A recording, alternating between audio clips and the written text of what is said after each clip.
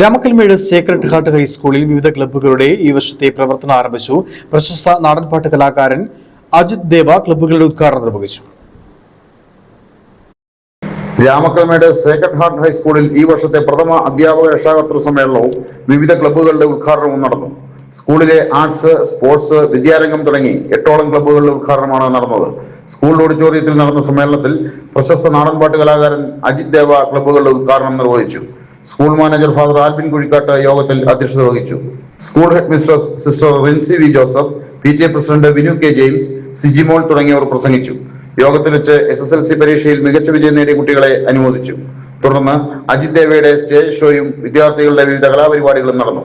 അധ്യാപകർ, വിദ്യാർത്ഥികൾ, രക്ഷാകർത്താക്കൾ തുടങ്ങിയവർ പരിപാടികളിൽ പങ്കെടുത്തു. News bureau, Nedumkandam.